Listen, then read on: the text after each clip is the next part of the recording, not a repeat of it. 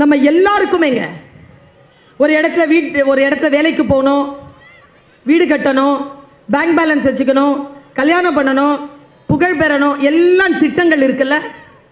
நம்மில் ஒரு திட்டம் நமக்கு இல்லவே இல்லை. என்ன திட்டம் தெரியுமா?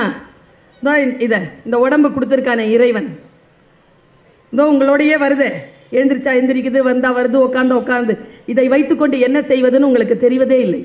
இப்படி சொன்னாருங்க அவரு. உன்னை வைத்துக்கொண்டு நீ என்ன செய்வது என்பதனை முதலில் திட்டமிடு என்று சொன்னார். பெரிய விஷயமா பட்டுச்சு எனக்கு. சொல்றது பிளண்டா இருக்கு, வீட்டில் போய் யோசிச்சு பாருங்க. சாதாரணமானங்க 24, 25 வயதிலே சில விஷயங்களை எப்படி சாதித்து விட்டு போய்விடுகிறார்கள்.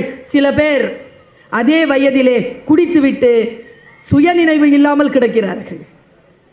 நம்மை வைத்துக்கொண்டு என்ன செய்வது என்கின்ற திட்டம். ஏன் தெரியுமா?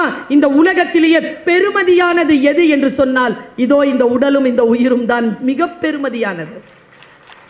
அது நமக்கு புரிய வேண்டும் என்பதற்காக நான் சொல்லுகிறேன்.